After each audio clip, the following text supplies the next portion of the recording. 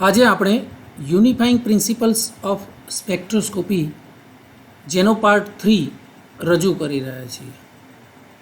મિત્રો, અન્ય ક્વેશ્ચન્સની જેમ જ અને અન્ય વિડીયોની જેમ જ આ વિડીયોમાં પણ ખૂબ જ અગત્યના એવા પ્રશ્નો MCQs અહીંયા મૂકેલા છે. આશા રાખું છું કે આપ ખૂબ ખૂબ મહેનત કરશો અને એને જોશો. તો મિત્રો, શરૂ કરીએ છીએ. MCQs of Unifying Principal Spectroscopy Part 3.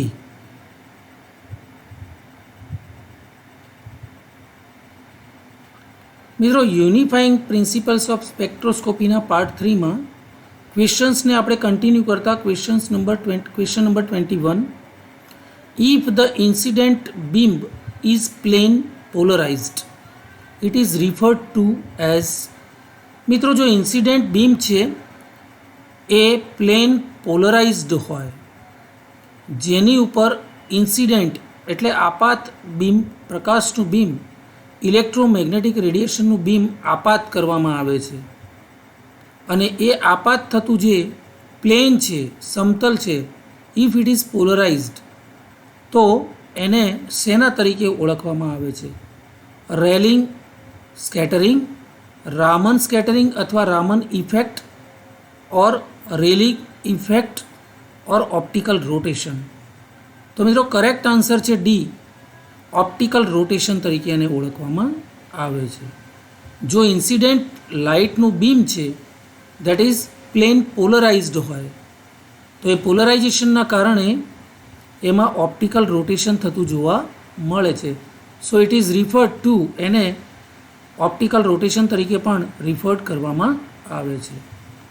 Question number 22. If the extent of absorption may be depend on the orientation of plane polarization. Plane, જે પોલરાઇઝડ પ્લેન છે એ પ્લેનની ગોઠવણી જે છે એનું નિર્માણ, એની ગોઠવણી, બરાબર ને, અને એ ગોઠવણી ઉપર ડિપેન્ડ કરતું હોય શું? Extent of absorption. આ લાઇટના કિરણોનું જે એબ્સોર્બ થવાનું જે એબ્સોર્પ્શન છે એ કોની ઉપર ડિપેન્ડ છે? On the orientation of plane polarization. Okay, polarize થયેલા પ્લેન ઉપર અને એની ગોઠવણી ઉપર આનું એબ્સોર્પ્શન ડિપેન્ડ કરે છે. ઓકે, તો incident beam is plane polarised. In the beam it is referred to as phosphorescence, dichromism, Rayleigh effect કે optical rotation. Extent of absorption may be depend on the orientation of plane polarization.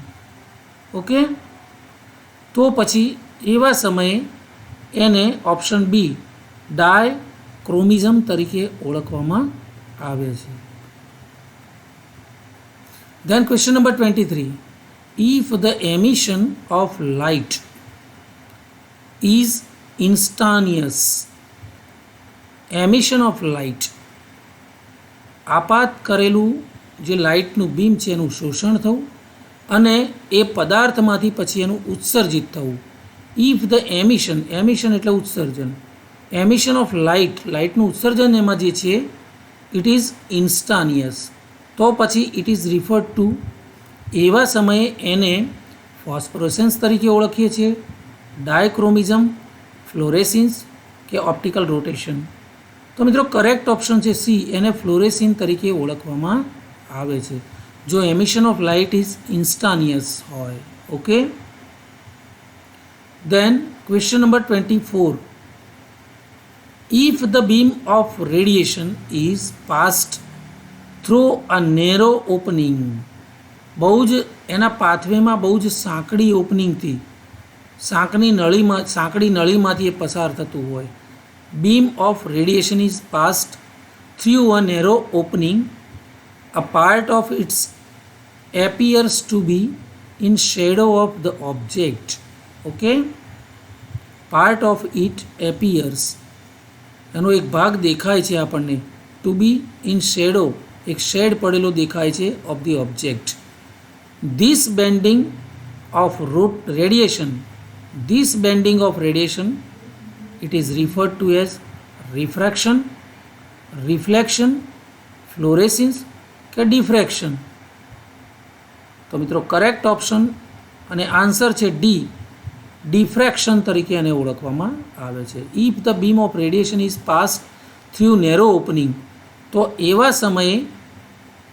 સમયે એ bending જે છે, bending of radiation, it is referred to as diffraction. Then question number 25. The variation of refractive index. Variation of refractive index of a substance with wavelength of a transmitted light. મિત્રો transmit થયા પછી, પરાવર્તિત થયા પછીની જે light છે, okay, એ લાઇટની તરંગ લંબાઈ સાથે સબસ્ટન્સનું રિફ્રેક્ટિવ ઇન્ડેક્સ, એમાં જે વેરિએશન આવે છે, વેરિએશન રિફ્રેક્ટિવ ઇન્ડેક્સ કોનું? ઓફ અ સબસ્ટન્સ, કોની સાથે? With wavelength of a transmitted light. તો એને રિફ્રેક્શન, રિફ્લેક્શન, ફ્લોરેસન કે ડિસ્પર્શન ઓફ રેડિયેશન. તો મિત્રો કરેક્ટ ઓપ્શન છે D, variation refractive index of substance with wavelength of transmitted light જો થતું હોય તો એને ડિસ્પર્શન ઓફ રેડિયેશન તરીકે ઓળખવામાં આવે છે. Then question number 26. The region, એક એવો વિસ્તાર ઇન વિચ કે જેમાં a short change in refractive index, refractive ઇન્ડેક્સમાં બહુ જ ટૂંકો, બહુ જ નાનો ચેન્જ આવે છે, તફાવત ઉત્પન્ન થાય છે. ધ ખાલી જગ્યા dispersion, normal dispersion, anomalous dispersion, abnormal dispersion, none of this. તો મિત્રો કરેક્ટ ઓપ્શન છે B, anomalous dispersion. Okay, the region in which a short change in refractive index, that is the anomalous dispersion. Okay, then question number 27. The radiation absorbed, અહીંયા radiation absorber, the radiation absorber, રેડિયેશનને absorb કરે છે એ object, radiation absorber, and radiation emitter, ઉત્પન્ન કરનાર, રેડિયેશનને ઉત્સર્જિત કરનાર. આવું જે બિહેવિયર છે કોનું? Of all object. રેડિયેશનને ના એબ્ઝોર્બર પણ છે અને રેડિયેશનના ઉત્સર્જિત પણ એને કહેવાય છે. તો એવા ઓલ ઓબ્જેક્ટ ઇઝ, મિત્રો આવા જે ગુણધર્મ ધરાવતું હોય, આવું વર્તન જે બતાવતું હોય, એવા બધા જ ઓબ્જેક્ટ્સ જે છે એ સેમ હોય છે કે જુદા જુદા ઓબ્જેક્ટ હોય છે, પદાર્થો, કે અનસર્ટન, અનિશ્ચિતતા પણ હોય, કે નન ઓફ ધીસ, આમાંથી એક પણ ન હોય. તો આવા જે ઓબ્જેક્ટ્સ છે કે જે ઓબ્જેક્ટ્સમાં રેડિયેશન એબ્ઝોર્બર પણ હોય અને એમિટર પણ હોય, બરાબર ને, એવા ઓબ્જેક્ટ્સ એની વાત છે.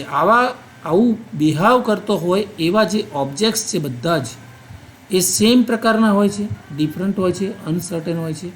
So correct option is B, different હોય છે. મિત્રો જુદા જુદા પદાર્થોની રેડિયેશન એબ્સોર્બ કરવાની કેપેસિટી અને એમિટ કરવાની કેપેસિટી અલગ અલગ હોય છે. Question number 28. According to Wien's law, between energy and temperature, વેઇન્સના લો મુજબ એનર્જી અને ટેમ્પરેચર વચ્ચેનું જે બ્લેક બોડી રેડિયેશન છે, એ બ્લેક બોડી રેડિયેશનનો શક્તિ અને ટેમ્પરેચર, એનર્જી અને ટેમ્પરેચર વચ્ચેનો રિલેશન, સંબંધ નીચેનામાંથી કયો છે? ફરીવાર, વેઇન્સના નિયમ પ્રમાણે એનર્જી અને ટેમ્પરેચર કોનું? Black body radiation. Black body જે છે, જે બ્લેક બોડીની વ્યાખ્યામાં આવતા હોય એવા પદાર્થોનું રેડિયેશન, કાળા પદાર્થનું વિકિરણ, એવું ગુજરાતીમાં કહી શકાય, બ્લેક બોડી રેડિયેશન. તો એનું એનર્જી અને ટેમ્પરેચર વચ્ચેનું જે રિલેશન છે, સંબંધ છે, એ વેન્સના નિયમ પ્રમાણે કયું છે? E maximum proportional to temperature power of 5, E maximum proportional to temperature power 6, E maximum proportional to temperature power 7 और E maximum proportional to temperature power 8. તો મિત્રો કરેક્ટ ઓપ્શન છે એ. વેન્સના નિયમ પ્રમાણે એનર્જી અને ટેમ્પરેચર વચ્ચેનું બ્લેક બોડી રેડિયેશનમાં થતો જે સંબંધ છે એ સંબંધ E maximum proportional to temperature power 5. Okay, so correct option is A. Then question number 29.